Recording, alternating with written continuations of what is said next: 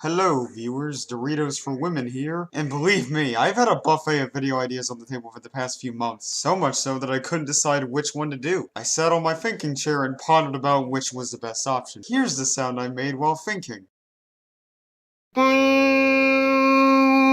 After a frustrating hour, I made the decision to talk about Ben the Looney. I think most of us have heard that name for the past 7 years. Infamous in the ranting community for creating subpar rants on cartoons and movies, and having an unhealthy obsession for the 1990s. As of recent, this hasn't been apparent. However, he still receives a lot of negativity for other reasons. Most of his current output features footage of him speed drawing sexualized art, frequently involving characters below the age of consent.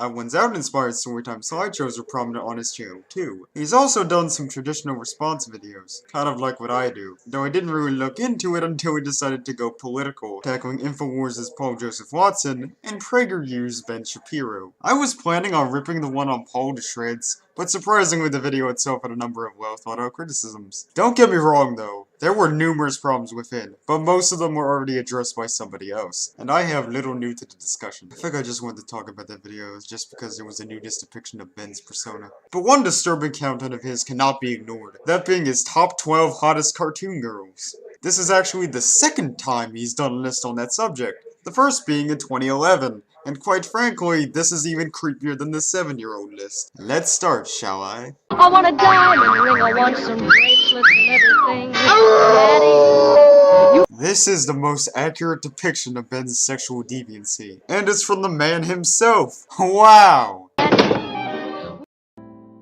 We're really beginning like this, drawing some kinky art of a 10-year-old. Ugh, because I want others to still be sane, random images will be interlaced over the footage, except when art is needed for context. It's not like the background footage is important or anything. You know who I am. You know what I'm about.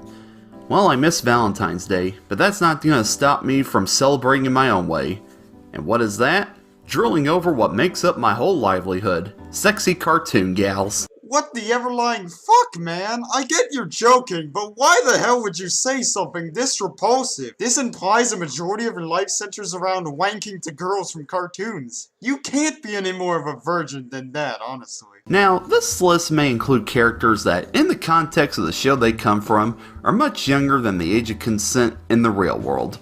However, I must remind you that they exist in a completely different plane than us living, breathing human beings do. It doesn't matter. Under US law, and by proxy internet law, drawings depicting children or people who look young in a sexual manner is illegal under anti-child pornography laws. Note how I said internet law too. If the character is below the age of 18, regardless of where you live, the art is illegal to host. You could say I'm anti-fun, but that's the laws for you. While you're at it, quit pirating popular shows and movies you can buy and find elsewhere. It sounds strange that my last video defended someone else from a pedophile claim, but at least those people were also young. You're in your 20s, so your defenses are not acceptable. In other words, not real. They're not real, guys. That means I can faff shamelessly to the baby ponies from My Little Pony to my heart's content. They aren't real, and it's not hurting anyone, so it's perfectly A-okay. That reminds me. Yes! So I guess what I'm trying to say is... Who cares? Why me, of course. At number 12, we got Velma Dinkley from the Scooby-Doo franchise. 1. Weird pick. 2. Not legal age. She might not be as much of a show-off as Daphne, but Velma represents the cute nudie girl you knew in school growing up, who you showed no interest in, but deep down, you knew you wanted to pork her brains out. How are you not under a criminal blacklist yet? You're saying some very sick things right now. Number 11 is a girl who needs more love. Hortense from Dan Versus. Another relatively normal girl? I really don't get you. This lady was the love interest of the title character, and one of the few who didn't set him off. And it's not hard to see why. She's a beautiful imperfection. She doesn't look like a Playboy bunny, but that's what helps her stand out.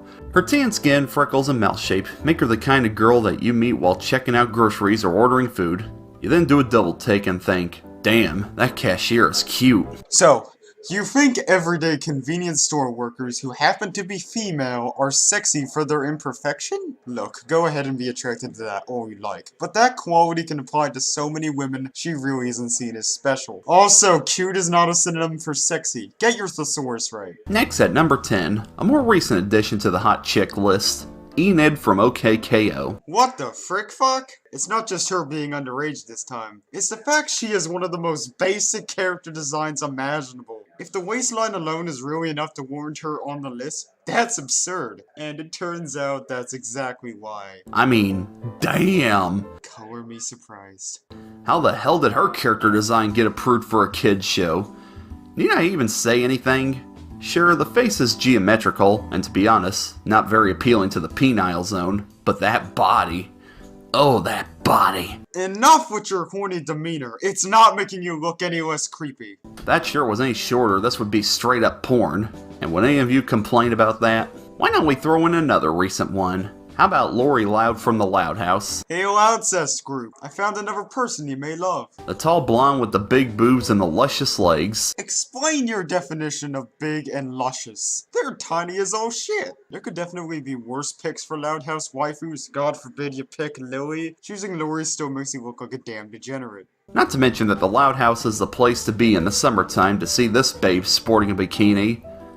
Again, kid show. I'm glad Chris Savino was fired from Nickelodeon. These scenes hint that even Chris made some of the characters so we could just lust over them. Can't have a hot chick list without Disney babes, so why not have the princess that got every boy's puberty going, Ariel the Little Mermaid. All I can say is, again, this was made for kids. Comparatively, Ariel is not as boundary crossing as the other two. Still underage though. Maybe it's cause this is a movie character, maybe it's the fact she's a mermaid, but I wouldn't call it as intentionally risque as the other two things you deem too far for kids' entertainment. She's got more curves than an LA highway. Her big eyes, ruby red lips, and rounded face just make you want to jump in the ocean to find her. If you don't drown first, that is. Totally worth it. Yes, totally worth it. How about one from a show I don't like very much, but her being in it makes me somewhat tolerate it, and that's Foxy Love from Drawn Together. About time we got a sort of understandable pick. Only problem, she's a frickin' furry. A parody of Hanna-Barbera's Girls, Keep that outtake in, we need millions in ad revenue! A parody of Hanna-Barbera Girls, most obviously Josie and the Pussycats. Foxy is an exaggeration of those sexualized characters by being a straight-up hoe.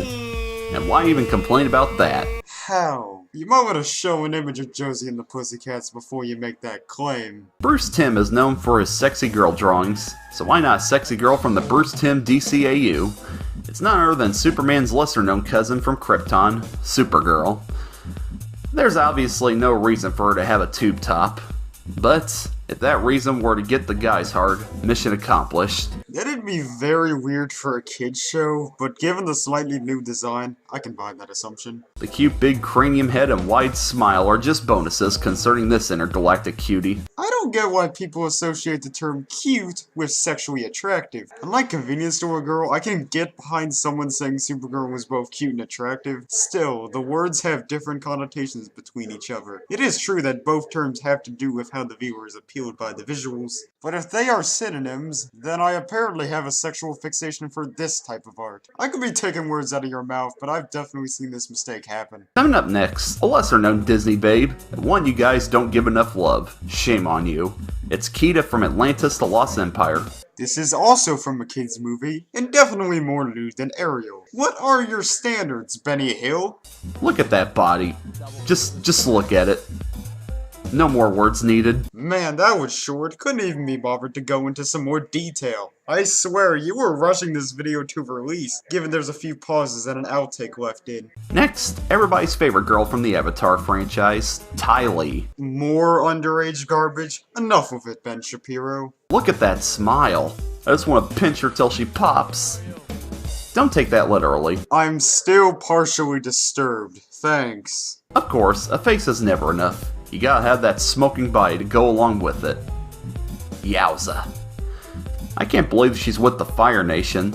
You sure we shouldn't switch sides? There's something really off about how you structured this section. Like you meant to put that comment about the Fire Nation before you talked about her body. Now let's see that bikini. Cut it, distant cousin of the Weinsteins. Matt Green's drawing style really isn't very female friendly, but there is one I think really gets the beauty points.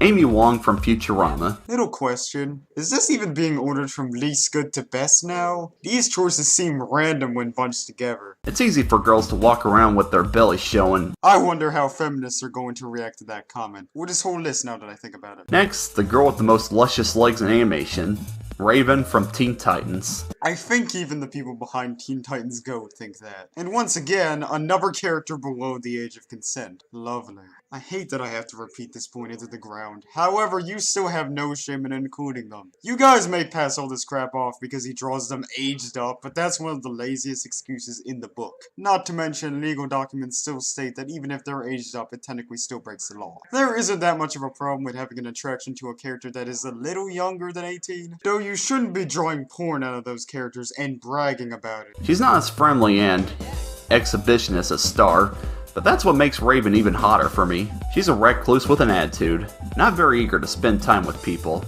And who doesn't love a girl who plays hard to get, considering she rarely shows emotion, and makes her all the more adorable when she finally does. I seriously don't want to reiterate the differences between the adjectives cute, or adorable in this case, and sexy. And that to me is what makes Raven the hottest Titans character.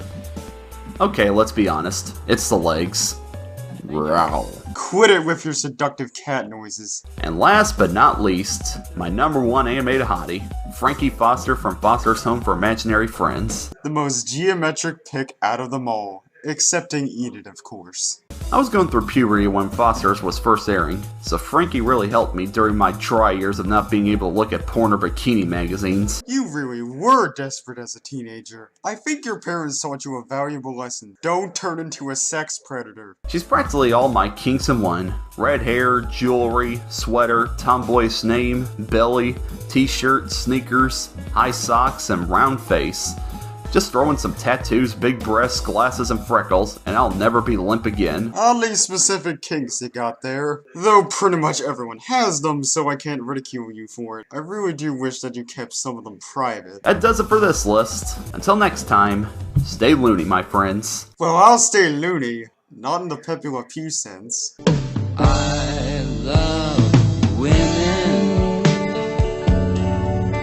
For their bodies and nothing more. By the way, how is this guy still partnered with Frederator? I'm predicting they'll be copyright claiming my response after it gets uploaded. If people who talk about 5-minute crafts get their videos blocked by Frederator allies, my allies! Ben has the power of his multi-channel network to shut me down too. Though he doesn't sound like the guy who would do such a thing. One thing is certain, this will be my most disliked video. Those videos that were disliked by the same person multiple times do not count. So, you may think that I'm done ragging on this particular shit show of a list. But nope. In the comments, the defenses of Ben Company are even worse. There were these people commenting that the ranter Megadupe sent them there, and Ben responds by thanking them for the extra ad revenue. Well, guess what, Ben? I'm using a browser which has a built-in ad block-like feature, and of course I have kept it enabled. CoolGuy32 says it's still wrong to jack off to some of the characters on the list, even when they are fictional, and Ben brings in apples to coconuts comparison about video game violence. At least killing things in a video game isn't as sadistic as murdering real living things. You gotta pose the same shtick with gore pics on the deep and dark web as well, and the supposed hypocrisy that has. Nuance must not be a thing, apparently. The age-old defense of bumping up the characters' ages is easy to stumble upon on top of that. And our old friend Nico Safer one applauds how this list was better than the 2011 version. More evidence of his degeneracy. I am anticipating those types of comments when this commentary gets uploaded, making me have some stuff to respond to. To wrap this up, Ben has basically become more of a subhuman over the past year, and there's no sign of that stopping. The only saving grace to it all is that his DeviantArt is temporarily suspended. Thank Apple products. See you all later, this is BracketNeutron signing out.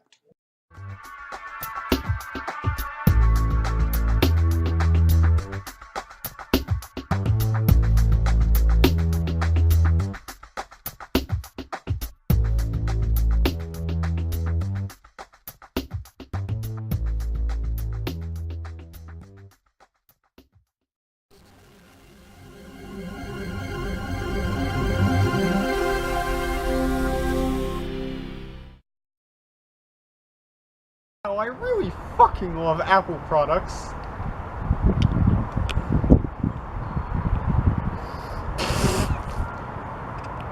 They're ew!